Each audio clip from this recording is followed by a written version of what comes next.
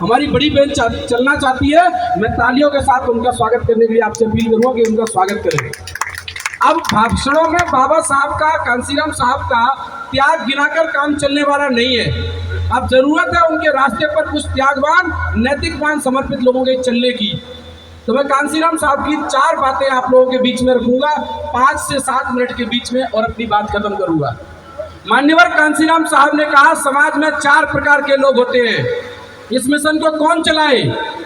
इस मिशन को चलाने के लिए समाज में 4 प्रकार के लोग होते हैं। पहला होता है अम्बेडकराइट बास्टर्ड, अम्बेडकर, बाबा साहब भीमराव अम्बेडकर के बदमाश लोग। और दूसरे नंबर पर होते हैं अम्बेडकराइट हरिजन, जो गांधी के गुलाम होते हैं। और तीसरे नंबर पर होते हैं अम्बेडकराइट हाफ हार्टेड, आधे समर्पित लोग। और चौथे नंबर पर होता है मेरा भोला भाला समाज। ये 4 प्रकार के लोग समाज में पाए जाते हैं। मान्यवर कांसीराम साहब ने बहुत वैज्ञानिक फॉर्मूले दिए जिसके आधार पर उन्होंने परिवर्तन किया। तो कांसीराम साहब बताते हैं पहले नंबर का क्या करता है। पहले नंबर का सुविधा भोगी है, वो डॉक्टर बनता है, इंजीनियर बनता है, कमिश्नर बनता है, कलेक्टर बनता है। वो बनने के बाद अपना घर ऐसी कॉलोनी में बनाता है जहाँ इसकी जाति के लोग ढूंढने से नहीं मिलेंगे। और वहाँ जाने के बाद पहले नंबर पर अपना सरनेम छुपाता है, सरनेम छुपाएगा और अपने ही लोगों को गालियां देने लगता है। तो ऐसे लोगों की आपको पहचान करनी है। दूसरे नंबर पर बोलते हैं वो कि कुछ गांधी के गुलाम होते हैं जिनको अम्बेडकराइट हरिजन कहा गया। हम लोग गांधी को एक पार्टी से जोड़ते हैं। गांधी कोई पार्टी नहीं है, गांधी एक विचारधारा है। जिस प्रकार से अम्बेडकरवाद एक विचारधारा है, वैसे ही गांधीवाद, मनुवाद, जातिवाद ये एक विचारधारा है। तो जो भी मनुवादी पार्टियां हैं वो सब गांधीवाद के द्वारा पोषित है। तो वो लोग दूसरे प्रकार के लोग होते हैं। ये आते क्यों? तीसरे नंबर पर आते हैं आधे समर्पित लोग। ये दो प्रकार से जिंदगी जीते हैं। एक तो अपना परिवार का संचालन करते हैं और दूसरा समाज में जाकर समय निकालते हैं और समाज को बदलने का काम करते हैं। चौथे नंबर पर होता है भोला भाला समाज। जो हमारा ये समाज आज तो यहाँ पर प्रशिक्षित समाज आया है, जो गांव क्षेत्र में हम लोग काम करते हैं, वो चौथे नंबर का समाज होता है। तो कांसीराम साहब कहते हैं इन 4 प्रकार के लोगों से बात बनने वाली नहीं है।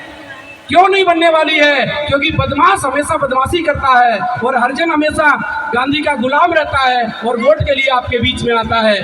पहले नंबर का पहले तो नौकरी करेगा, बदमाश व्यक्ति पहले नौकरी करता है और रिटायरमेंट के बाद अम्बेडकर महासभा बनाता है और फिर कहता है मैं राष्ट्रीय अध्यक्ष बन गया हूँ। तीसरे नंबर के लोग काम के हैं, आधे समर्पित लोग। लेकिन आधे समर्पित लोगों से काम बनने वाला नहीं है। ये बाबा साहब के बाद कांसीराम साहब ने समझाया कि आधे समर्पित लोगों से काम क्यों नहीं बनने वाला है। बाबा साहब के बाद कांसीराम साहब हमको ये बात समझाते हैं कि जिन महापुरुषों ने अपनी पूरी जिंदगी लगाई लेकिन तब भी उनके जीवन में समय कम पड़ जाता है। तो कांसीराम साहब कहते हैं कि इस मिशन को आगे चलाना है तो चौथे नहीं 5वें प्रकार के लोगों की जरूरत है। उसका उन्होंने नाम दिया फुल डिवोटी अम्बेडकराइट, पूर्ण समर्पित लोग।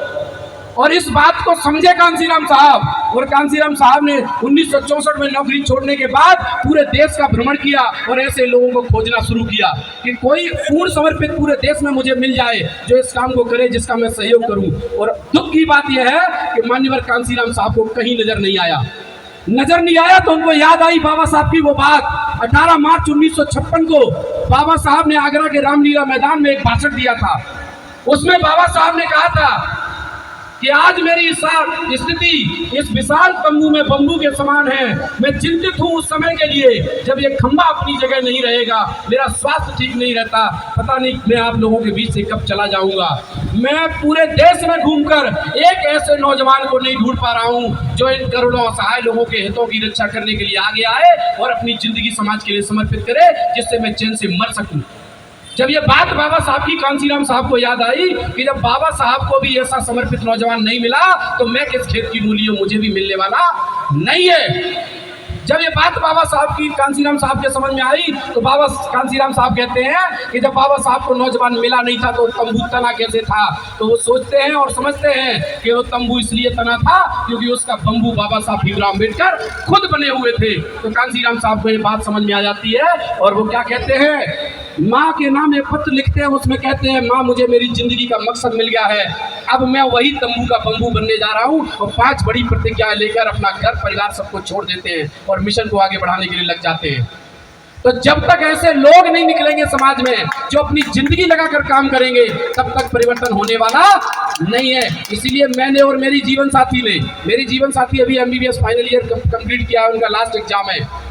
हम दोनों ने संकल्प लिया कि अपने आजीवन तक इस मिशन को आगे बढ़ाने के लिए काम करेंगे। ना घर जाएंगे, ना औलाद पैदा करेंगे, ना अपने नाम कोई संपत्ति रखेंगे, और ना ही अपने किसी भी रिश्ते, मामा, फूफा, चाचा, ताऊ, किसी का कोई रिश्ता नहीं निभाएंगे। पूरी जिंदगी बहुजनों को इकट्ठा करेंगे और उनको इस देश में हुक्मरान बनाएंगे। ऐसे लोगों की जरूरत है आज समाज में। बहन इंदु चौधरी जैसे लोगों की जरूरत है, तब जाकर समाज में कोई परिवर्तन होगा। लेकिन मैं आप लोगों को एक और बात बता दूं कांसीराम साहब की, जो बहुत महत्वपूर्ण है। वो कहते हैं कि पूर्ण समर्पित लोगों में 4 क्वालिटियां होनी चाहिए। अगर उनमें ये 4 क्वालिटी है तो वो समाज में परिवर्तन कर पाएंगे। अगर उनमें 4 क्वालिटी नहीं है तो परिवर्तन नहीं कर पाएंगे। पहले नंबर की क्वालिटी बताते हैं वो। पहले नंबर पर होता है त्याग। जो व्यक्ति त्यागवान नहीं हो सकता वो समाज के हित में कभी काम नहीं कर सकता। दूसरे नंबर पर चीज होती है नैतिकता। अगर उस इंसान के अंदर त्याग है और नैतिकता नहीं है तो वो जीवन में कभी समाज के लिए कोई क्रांति नहीं कर सकता, क्योंकि नैतिकता का अगर दूसरा रूप है तो वो है धम्म, और धम्म जो बाबा साहब और बुद्ध ने हमें दिया है। जिसके अंदर नैतिकता होगी, जिसके अंदर त्याग होगा, वो तीसरे नंबर का काम जरूर करेगा, वो है समर्पण।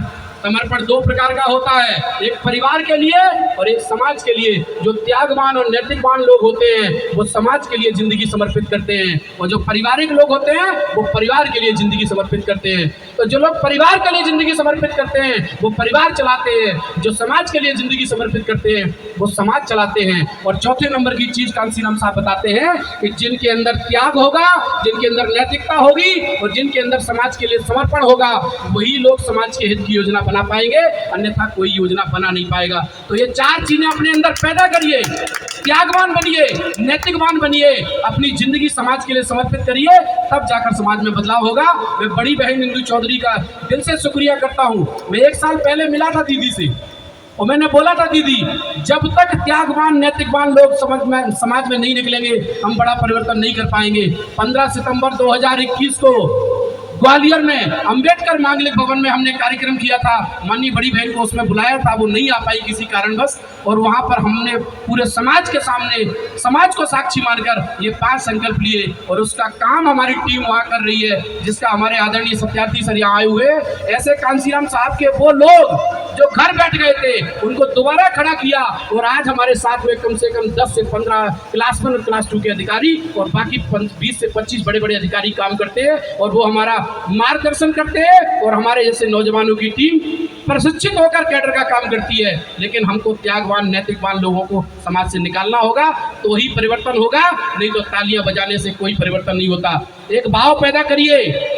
मान्यवर कांसीराम साहब अंतिम बात अपनी कहकर गए थे कि जब तक वामसेप के लोग अपने घरों से अपनी बेटी को, अपने बेटे को, अपनी पत्नी को आंदोलन चलाने के लिए तैयार करते रहेंगे, तब तक ये आंदोलन चलता रहेगा।